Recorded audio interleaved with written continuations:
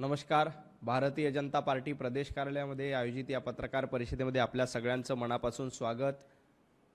उबाटा गटाचे खासदार जनाब संजय राऊत यांनी आज गुलामांचा बाजार असा उल्लेख केला.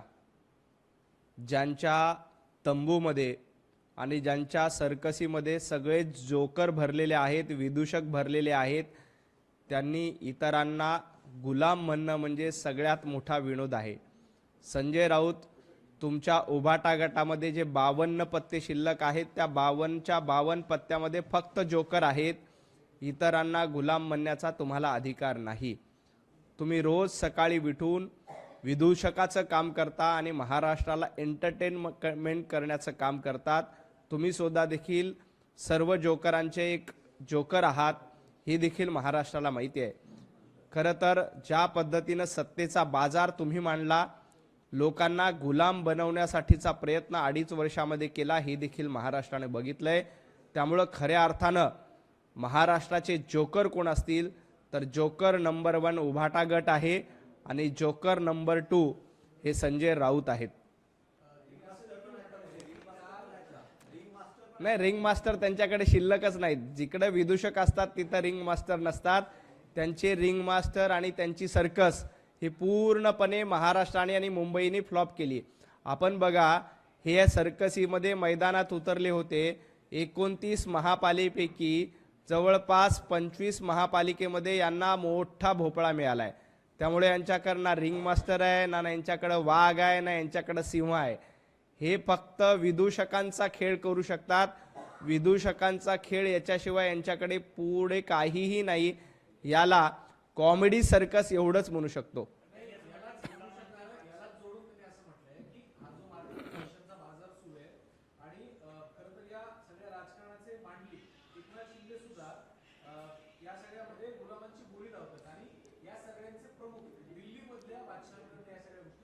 एकनाथजी शिंदे मांडलिक नाहीत तर सरदार आहेत, शिलेदार आहेत.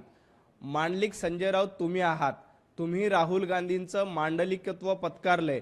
तुम्ही राहुल गांधींची गुलामी पत्कारली. तुम्ही सोनिया गांधींचं दास्यत्व पत्कारलंय. हे महाराष्ट्राने बघितलंय. एकनाथजी शिंदे वंदनीय हिंदू हृदय सम्राट बाळासाहेब ठाकरे यांचे विचार पुढे नेणारे धडाडीचे शिलेदार आहेत. ते हिंदुत्व पुढे नेत आहेत. तुम्ही काय पुढे नेतायत तर तुम्ही फक्त आणि फक्त कॉमेडी सर्कस पुढे नेण्याचं काम करतायत. त्यामुळं तुम्हाला कशा पद्धतीनं सोनिया गांधींची गुलामी करायचं हे जास्त माहिती आहे. एकनाथजी शिंदे वंदनीय हिंदू हृदय सम्राट बाळासाहेब ठाकरे यांचे विचार पुढे नेत आहेत.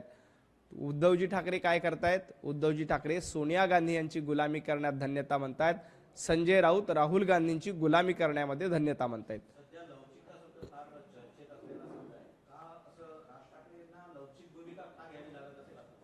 नाही, राज ठाकरे सातत्यानं लवचिक भूमिका घेत आहेत आणि राज ठाकरे यांच्या लवचिक भूमिकेचं सगळेच जण स्वागत करतायत. खरं तर ज्या पद्धतीनं राज ठाकरे यांनी उद्धवजी ठाकरे यांची साथ दिली, परंतु राज ठाकरे यांचा केसाने गळा कापण्याचं काम उभाटा गटाने केलं, संजय राऊतांनी केलं. आज देखील संजय राऊतांनी एक कबुली दिली की शिवसेनेच्या जागा वाढल्या त्या फक्त म्हणजे उभाटा गटाच्या जागा वाढल्या त्या फक्त राज ठाकरे यांच्यामुळे. परंतु राज ठाकरे यांच्या जागा वाढल्या का? गेल्या वेळेला राज ठाकरे 7 ठिकाणी निवडून आले होते एकटे लढले असताना. आज मात्र फक्त 6 ठिकाणी राज ठाकरेंना विजय मिळाला. याचा अर्थ मनसेनं उबाटा गटाला मदत केली, परंतु उबाटा गटानं राज ठाकरे यांना देखील सोडलं नाही. त्यांच्या पाठीमध्ये खंजीर खुपसला. अशा पद्धतीनं केसाने गळा कापणाऱ्यांबरोबर राहायचं का नाही याचा विचार स्वतः राज ठाकरे यांना करावा लागणार आहे. त्यामुळेच राज ठाकरे यांनी काल भाषणात देखील सांगितलं की मी लवचिक भूमिका घेतोय. पुढची लवचिक भूमिका हीच असेल की राज ठाकरे उभाटा गटापासून दूर गेलेले आपल्याला बघायला मिळतील. काल देखील कालचा मेळावा झाला. राज ठाकरे मेळाव्यामध्ये आपलं भाषण संपल्याबरोबर निघून गेले. त्यांनी कारण सांगितलंय का वाढदिवसाचं.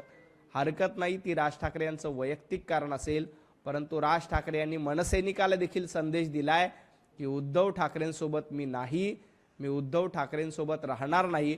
हा संदेश काल देखील राज ठाकरे यांनी एका संदेशातून आणि एका संकेतातून दिलेला आहे.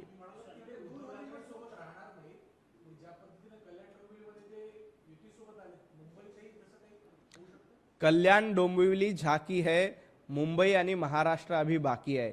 येणाऱ्या काळात बघा ज्या पद्धतीनं उद्धवजींनी राज ठाकरे यांना धोका दिला, आता वेळ राज ठाकरेंची आहे.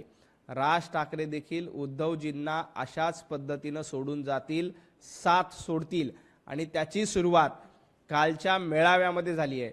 राज ठाकरे 10 मिनिटं थांबून उद्धवजींचं भाषण ऐकू शकले असते, परंतु त्यांना माहिती आहे की उद्धवजींचं भाषण म्हणजे एक कॉमेडी सर्कस आहे, त्याच्या पलीकडे काही नाही.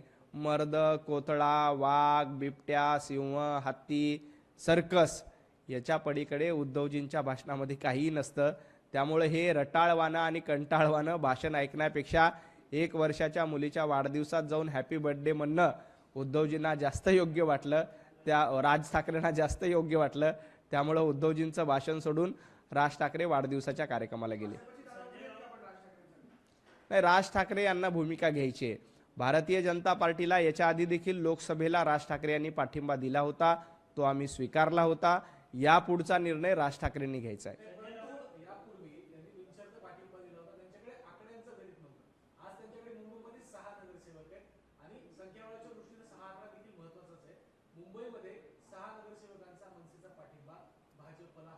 नाही, तुम्ही बिनशर्त या शब्दाचा उल्लेख केला. जेव्हा राज ठाकरे यांनी बिनशर्त पाठिंबा दिला होता तेव्हा हाच उभाटा गट राज ठाकरे यांना बिनशर्त पाठिंबा म्हणून हिनवत होते, संपलेला पक्ष म्हणून हिनवत होते.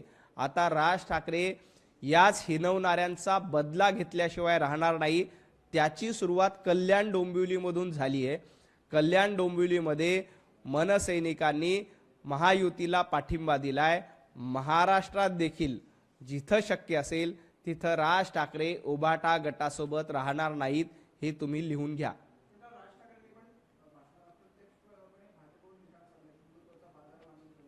नाही, हिंदुत्वाचा बाजार मांडलाय हे भारतीय जनता पार्टीला नाही, उद्धवजी ठाकरेंना सांगितलंय की तुम्ही कशा पद्धतीनं वंदनीय हिंदू हृदय सम्राट बाळासाहेब ठाकरे यांचे विचार पायदळी तोडवले, तुम्ही सत्तेसाठी कसे लाचार झालात आणि सत्तेसाठी काँग्रेसच्या वळसणीला जाऊन बसलात, याची आठवण राज ठाकरे यांनी करून दिली.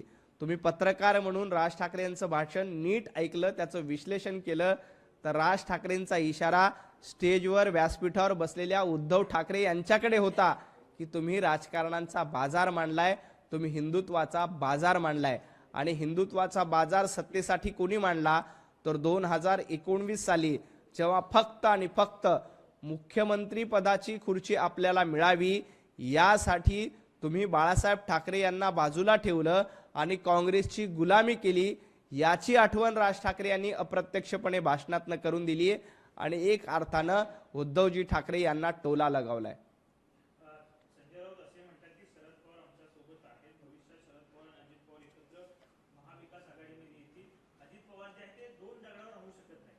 नाही, संजय राऊत स्वतः 4 दगडावर पाय ठेवतात.